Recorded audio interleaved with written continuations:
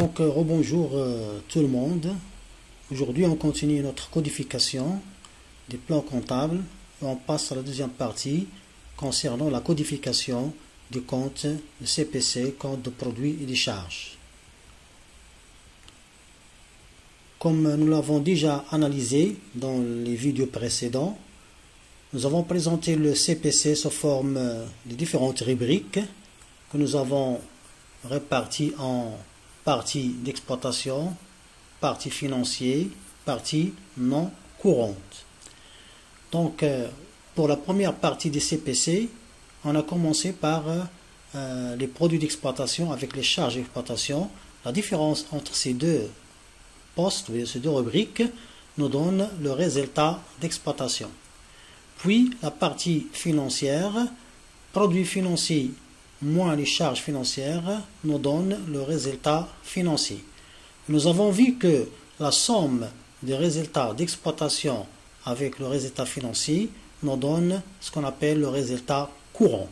Puis on a passé à la troisième partie des CPC concernant les produits non courants, les charges non courantes. La différence entre ces deux rubriques nous donne le résultat non courant.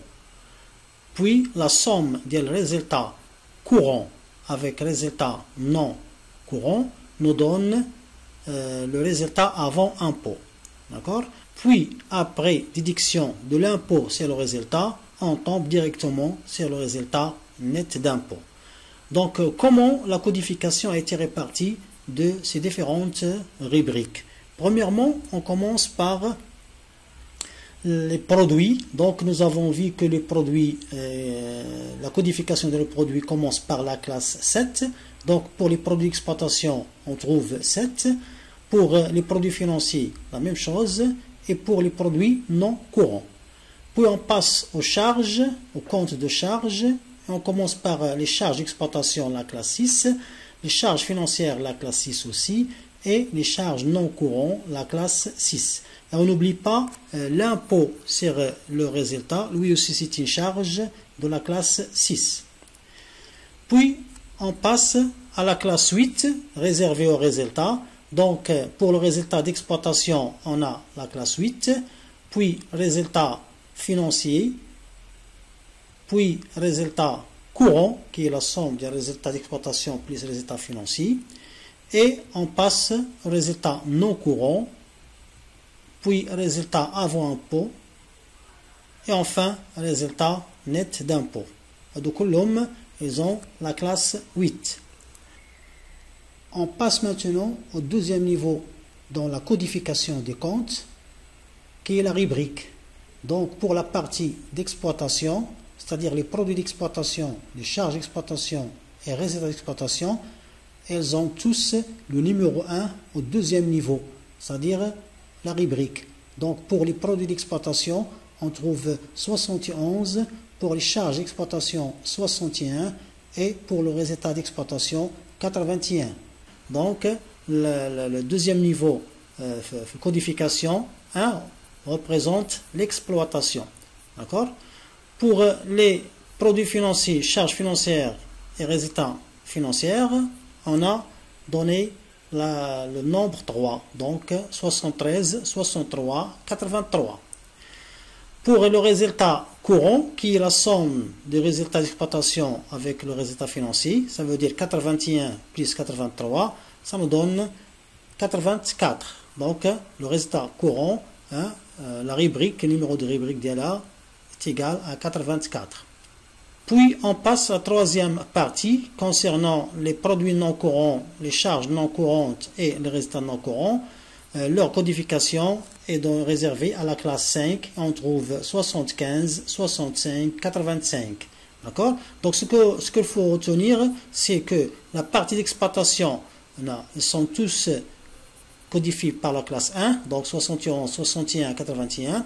Pour la partie financière, 73, 63, 83.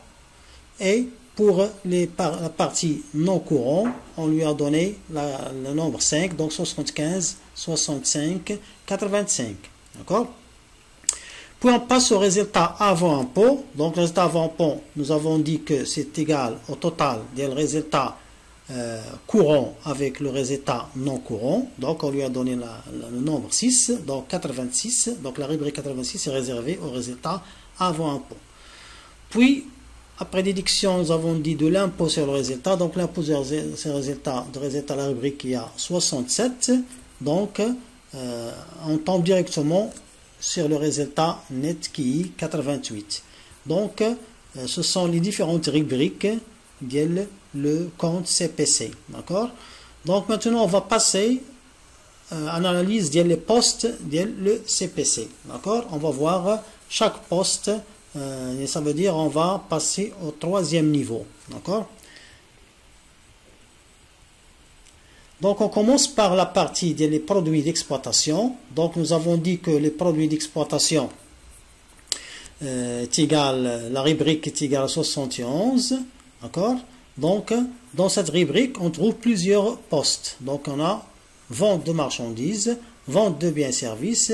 La somme de ces deux ventes nous donne le chiffre d'affaires. Puis on passe aux variations de stock de produits, puis l'immobilisation produite par l'entreprise pour elle-même, subvention d'exploitation, autres postes d'exploitation et reprise d'exploitation. Donc, on a les postes qui sont inclus dans la rubrique 71. Nous avons déjà analysé des postes d'eau. Donc, on commence par 711 réservé aux ventes de marchandises en l'état. Ça veut dire il y a une sans transformation. Et lorsqu'on achète marchandises, on la revend sans transformation. Donc, vente de marchandises en l'état. Puis 712 ventes de biens et services produits. Donc on a ça, les ventes, les biens et les services. D'accord? Ici, vente concerne les marchandises. Nous avons vu que la comptabilité de la marchandise, tout ce qui est acheté et revendu sans transformation. Dans la comptabilité, représente marchandises. Pour les matières premières, les biens consommables, lorsqu'on les revend, les matières premières pour les transformer en biens, d'accord? Donc on a quand on vend deux biens. Sinon, s'il s'agit d'un service, d'accord? Khidma, donc on a 712. Donc il faut distinguer entre 711 et 712. 711 est réservé aux ventes de marchandises. 712 tout ce qui est bien ou service. Alors, la somme des deux ventes, ça nous donne directement le chiffre d'affaires de l'entreprise. Donc maintenant, il faut retenir que le chiffre d'affaires de l'entreprise, ce sont les ventes. Tout ce que vend l'entreprise. L'entreprise, qu'est-ce qu'elle vend? Elle vend soit marchandises, 711, soit biens et services, 712. D'accord? Donc le chiffre d'affaires, c'est le total des ventes de l'entreprise.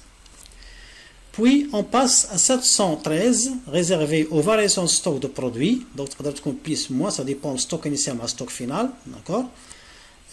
Immobilisation produite par l'entreprise pour elle-même, 714. D'accord? Puis, subvention d'exploitation, 716.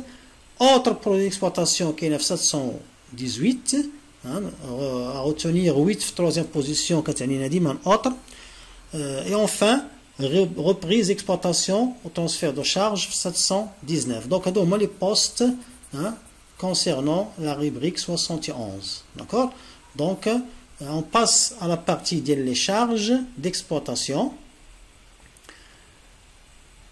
Et on commence par les charges d'exploitation.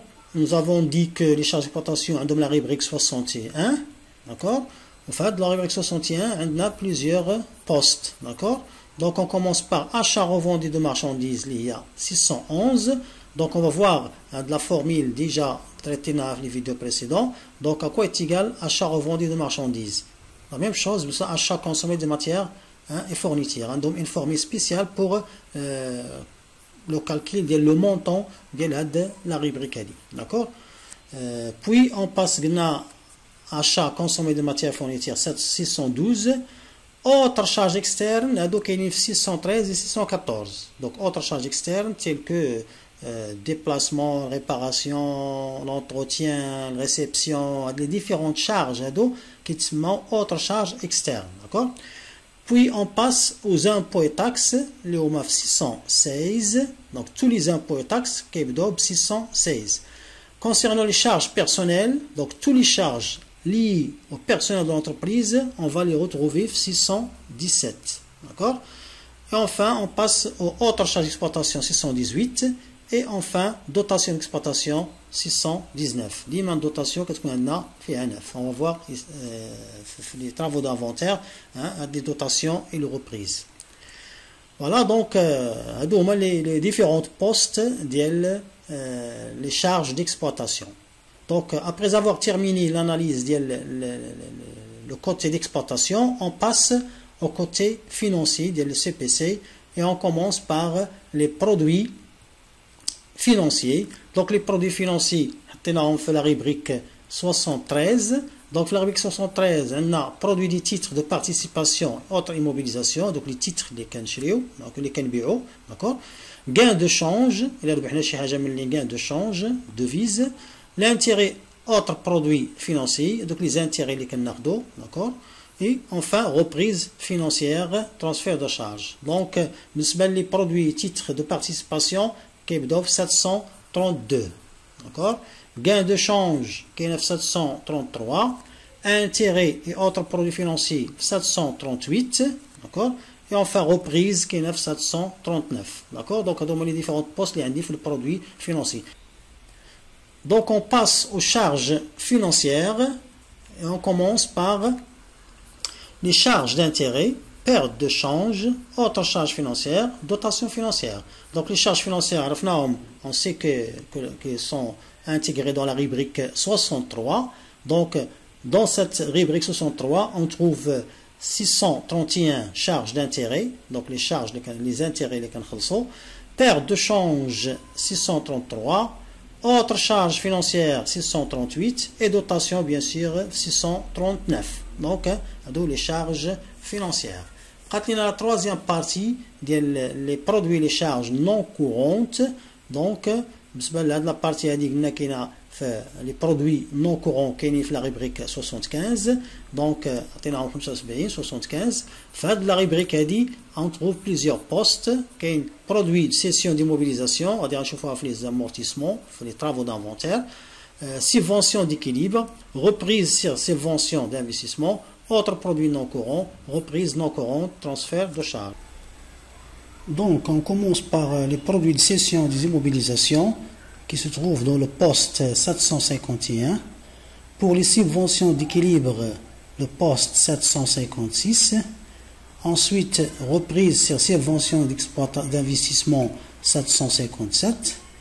Puis, autres produits non courants 758. Et enfin, reprise, transfert de charge 759. Donc, les postes des produits non courants. On passe maintenant aux charges non courantes. On va dire les charges non courantes, 65. On trouve plusieurs postes, valeur nette d'amortissement, c'est-à-dire les travaux d'inventaire, les amortissements, subventions accordées, autres charges non courantes, dotation. D'accord? Donc, la valeur nette d'amortissement qui est à 651, subventions accordées 656, autres charges non courantes 658 et enfin la dotation 659. D'accord? Donc, les différentes postes qu'on trouve dans le CPC. Donc, il faut bien retenir les postes à dos. Au moment où on va traiter des exercices, surtout les exercices qui contiennent les numéros de compte, les numéros de compte, chaque compte à quel poste il appartient. On va dire rapidement avec le CPC. Au contraire, si on réalise le CPC grâce au nom des comptes, on peut tomber dans des erreurs parce qu'il y a plusieurs comptes qui se ressemblent sur le nom, soit qu'ils appartiennent au produit ou bien ils chargent. Donc la meilleure façon, c'est de retenir les postes à dos par cœur pour qu'ils nous facilitent la tâche de la réalisation, soit du bilan, soit du CPC. Donc je crois que c'est tout pour la codification du CPC. Le prochain vidéo sera donc consacré à l'étude de la balance, ses différentes rubriques et son intérêt dans la comptabilité générale, avant de passer au dernier tableau qui est le journal. Donc je vous remercie et à la prochaine vidéo. Inch'Allah.